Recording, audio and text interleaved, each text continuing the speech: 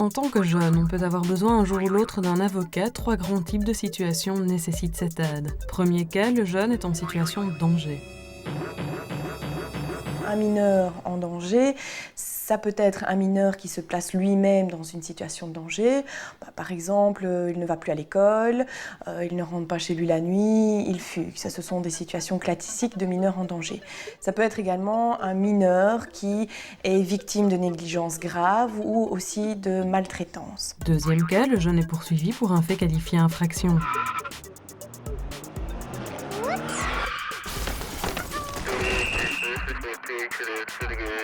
Un jeune poursuivi pour un fait qualifié infraction, c'est un mineur auquel on reproche d'avoir commis un acte délictueux. Et enfin, troisième cas, le jeune a besoin d'une aide pour un autre type de problème que les 2 situations citées précédemment. À côté de ces situations-là, il se peut que le jeune ait également besoin d'un avocat. C'est par exemple le cas lorsqu'il rencontre un problème dans son job d'étudiant ou s'il souhaite être émancipé ou encore s'il fait l'objet d'un renvoi définitif de son école. Dans cette situation, le jeune demande de façon volontaire l'aide d'un avocat, le jeune choisit lui-même l'avocat qu'il défendra.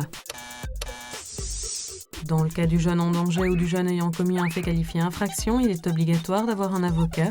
Ce dernier sera soit choisi par le jeune s'il le désire, sinon un avocat sera désigné pour lui. C'est ce que l'on appelle un avocat commis d'office. Pour trouver un avocat, le mineur peut évidemment chercher dans l'annuaire téléphonique, mais aussi aller sur le site internet de l'Ordre des barreaux francophones et germanophones de Belgique.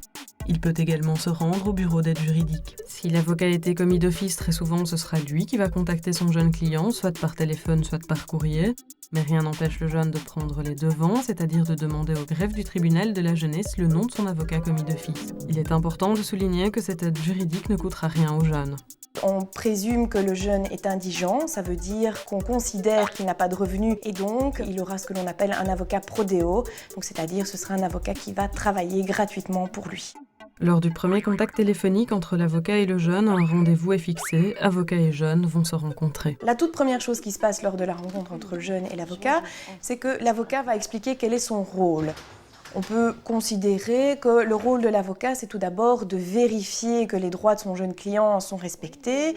Et ensuite, le rôle de l'avocat, c'est un rôle de porte-parole. L'avocat et le jeune vont examiner toute la situation du jeune. L'avocat va voir donc avec son jeune client quelles sont les difficultés que ressent le jeune, quels sont ses souhaits, quels sont ses projets, pour pouvoir vraiment dégager l'opinion du jeune qui pourrait être par la suite exprimée devant le tribunal de la jeunesse. Tout ce que le jeune dira à son avocat ne sortira pas de la pièce, ne sera répété par l'avocat au juge que ce que le jeune lui autorise à dire. C'est ce qu'on appelle le secret professionnel. Une fois la rencontre terminée, l'avocat va continuer à préparer le dossier du jeune. Il va notamment préparer la plaidoirie. C'est-à-dire qu'il va revoir l'ensemble de son dossier et il va réfléchir à la manière de pouvoir exprimer au tribunal vraiment quelle est l'opinion de son jeune client, de pouvoir réexprimer les difficultés de son client et de pouvoir exprimer aussi quels sont les projets actuels et futurs du jeune. Et il va s'appuyer sur ce que son jeune client lui a dit et également sur tous les éléments du dossier qui permettent d'appuyer ce que le mineur a pu dire. Préparer un dossier peut prendre du temps. Une fois qu'il est clôturé, place à l'audience. Elle a lieu dans le bâtiment du palais de justice et plus exactement au sein du tribunal de la jeunesse. Ici à Charleroi, pas de grande salle d'audience, cela se passe dans le bureau du juge de la jeunesse. L'avocat et le jeune doivent être présents. À l'audience, tout d'abord, le juge va vérifier que les différentes personnes intéressées, donc les parents et le mineur, ont bien été convoqués. Il prendra ensuite les présences. Par après, il va y avoir ce qu'on appelle une instruction d'audience, c'est-à-dire que le magistrat va poser des questions au jeune et à ses parents. Sur base de ça, je constate que tu as de sérieuses difficultés à l'école, d'une part, et que d'autre part, chez toi, ça ne se passe pas toujours très bien. Le procureur du roi va faire part de ses réquisitions, c'est-à-dire qu'il va donner son avis sur le dossier du jeune et qu'il va demander au tribunal de la jeunesse de prendre une mesure à l'égard du jeune. La parole sera aussi donnée bien entendu aux parents qui pourront à nouveau s'exprimer. Il en ira de même si les parents ont un avocat, leur avocat pourra aussi s'exprimer. Et ensuite, le jeune pourra en faire de même que son avocat qui aura là vraiment tout son rôle de porte-parole à pouvoir jouer. Et il pourra donc à ce moment-là expliquer au juge l'ensemble des difficultés du jeune, tout ce qu'il a préparé précédemment avec le jeune.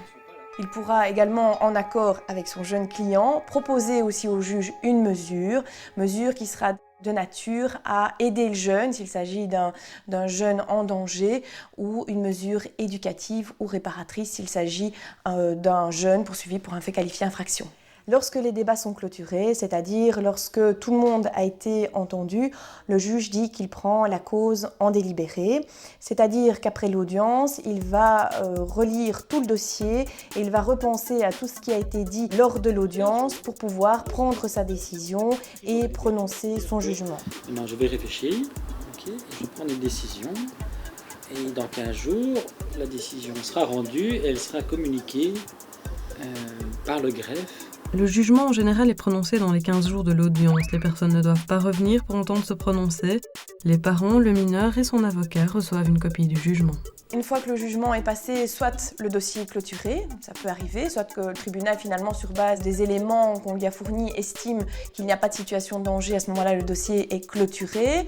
C'est la même chose pour les mineurs poursuivis pour un fait qualifié infraction. Si on estime que effectivement l'infraction n'est pas établie, il se peut que le dossier soit clôturé. À ce moment-là, le jeune n'aura plus besoin de son avocat.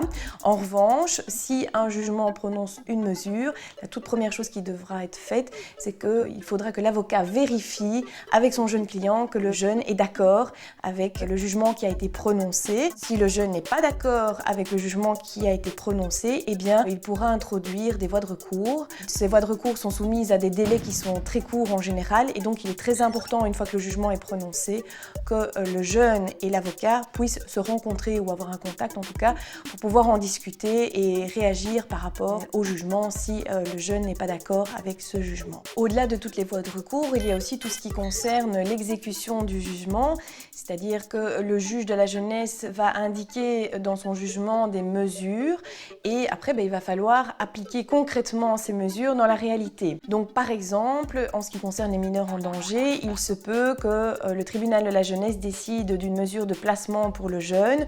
Ce n'est pas lui qui va décider où va se faire le placement. C'est le service de protection judiciaire qui va décider du lieu du placement, donc soit dans une institution, soit dans une famille d'accueil. Là aussi, l'avocat du mineur aura donc un rôle à jouer en accompagnant le jeune dans le cadre de toutes les démarches.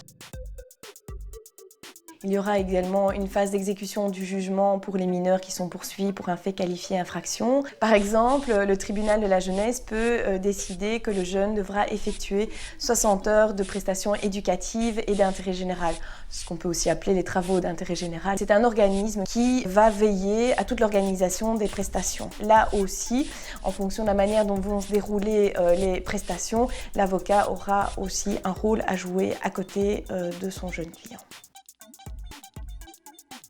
L'avocat accompagne donc le jeune jusqu'au bout du processus judiciaire, il reste toujours à l'entière disposition de son client.